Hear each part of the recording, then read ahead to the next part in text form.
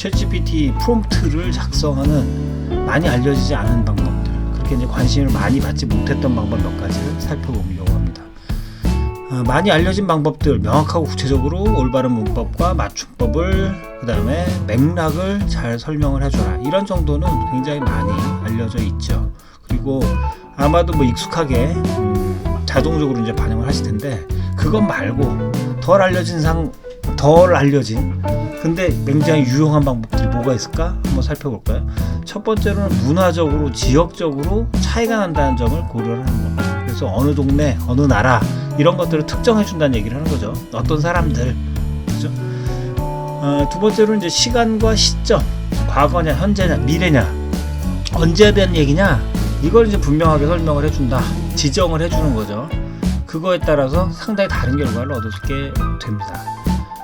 그리고 이제 피드백을 준다는 얘기는, 얘가 뭔가를 했는데 마음에 안 드는 거죠. 그러면 어디가 잘못된 것 같아, 뭐가 마음에 안 들어, 이거를 얘기를 해주는 거예요. 그래서 고치라고 하는 거고, 그 다음에 이제 추가 질문을 던지면서 확대해서 더 많은 정보를 얻어내는 이런 방법들이 존재합니다. 자, 이 네 가지를 하나씩 우리가 살펴보려고 해요. 첫 번째로는 문화적, 지역적 차이를 고려를 한다. 프롬프트가 이제 문화적 또는 개인적인 민감성, 그런 것들하고 어떻게 교차하는지를 살펴본다 이거죠. 이거 이제 프롬프트에다가 그걸 고민해서 집어 넣어준다는 얘기를 하는 거예요. 그래서 한국 사람들은, 또는 프랑스 사람들은, 또는 뭐 도시 사람들은, 농촌 사람들은, 흑인은, 백인은 뭐 등등, 이런 식의 지역적인 문화적인 측면에서의 그 사람들, 어떤 사람들이 생각하는 것 또는 행동하는 것에 대한 질문이고 답변이냐, 이걸 이제 특정해 주는 거죠. 예를 들어서 봅니다. 저녁 식사의 인기 메뉴 5가지. 챗GPT 답은 스테이크, 파스타, 카레도 나왔네요. 그죠? 이런 정도면 뭐 맛은 있어 보입니다만 저녁에 먹을 수 있겠죠, 인기는. 근데 이게 우리가 원했던 게 맞느냐? 만일 내 의도가 한국 사람들 대상으로 한 얘기였다면 김치찌개, 삼겹살, 비빔밥 이런 게 나와줘야 되겠죠. 해물파전, 막걸리 뭐 이런 것까지 나왔는지 모르겠지만, 여하간 이게 맞냐 틀리냐 보다 한국 사람들이 먹는 걸 머릿속에 생각하고 있었으면 그 얘기를 해줘야 된다는 얘기입니다. 또 시간과 시점을 지정한다. 이번에는 시간이 질문하고 관련이 있을 경우, 없을 수도 있죠. 뭐 만고불변의 법칙이다, 그런 것들은 물어볼 필요 없는데, 그렇지 않다면 그거를 특정해 줍니다. 성공하는 기업의 조건 5가지 보시면, 혁신적인 마인드셋, 강력한 리더십, 그다음에 뭐 효율적인 운영체계, 전부 다 타당한 얘기고 성공하는 데 도움이 될 조건이 맞는 것 같기는 해요. 그런데 이게 우리가 원했던 게 맞느냐? 그럴 수도 있고 아닐 수도 있는 거죠. 2024년 현재 최근 상황, 지금 특별히 달라진 거, 뻔히 알던 거 말고 다른 건 뭐냐? 그랬을 때는 이 시점을 정확하게 기술을 해주는 거예요. 2024년이고 최근 기준, 이렇게 하면 최근의 얘기, 그래서 일과 생활의 균형, 소위 워라밸이라고 하는 부분, 업스킬링 이런 것들이, 또는 뭐 AI에 대한 위험 관리, 이런 부분, 다양성, 평등, 포용성, 일반적으로 전통적으로 아주 오랜 동안 중요해 왔던 거하고는 좀 다른 성격의 조건들이, 내가 원했던 게 이거라면 이게 시점을 특정해 줘야지만 나오고, 이 시점을 특정해 주지 않으면 이런 얘기들은 나오지를 못하는 거죠. 자, 여기 이제 그 과거일 수도, 미래일 수도, 과거의 특정 기간일 수도, 또 미래도 가까운 미래, 먼 미래, 어느 지점인지에 대해서 정확하게 표현을 해줄 필요가 있어요. 1950년대일 수도 있고 2040년대일 수도 있겠죠. 그죠?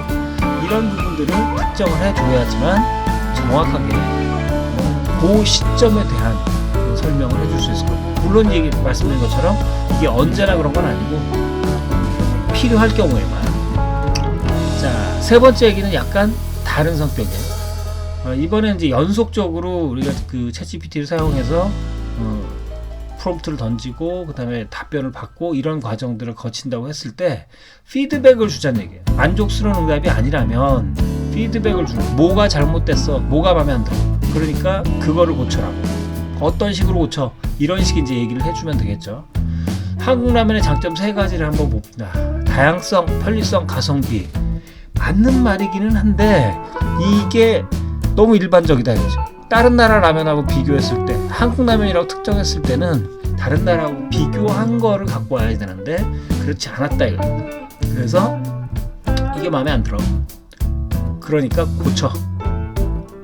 매운맛, 양은 냄비, 그 다음에 한류 드라마나 영화에서 나오기 때문에 사람들이 만족감을 자동으로 가지게 돼. 이런 설명이 우리 이제 상대적인 장점으로 한국 라면에 대해서 한국 라면이라고 특정해 줬을 때는 얻고 싶었던 거겠죠. 그러면 이게 나와줘야 돼요. 그죠?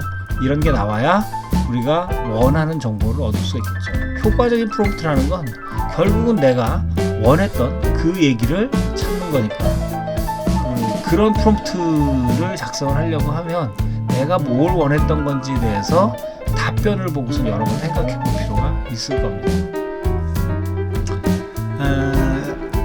이번에는 추가적인 질문을 활용을 하는 거예요. 초기 응답이 충분하지 않았다.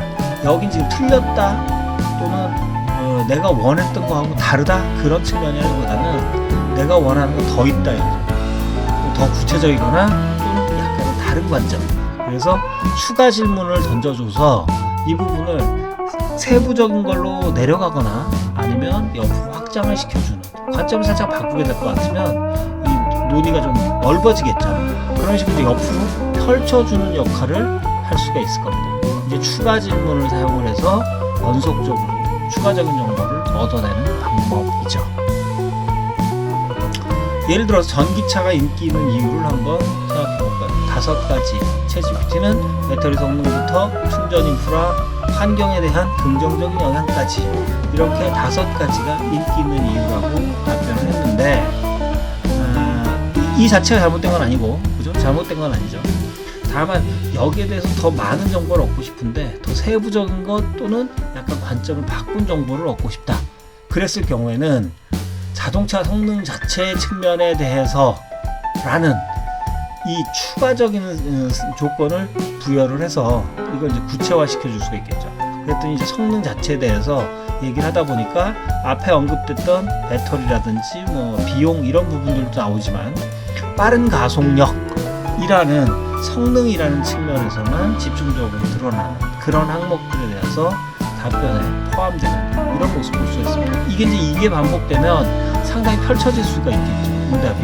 그리고 이제 그걸 전부 종합해서 그 중에서 내가 원하는 내용을 집중적으로 정리를 해서 발췌해서 사용할 수 있을 겁니다.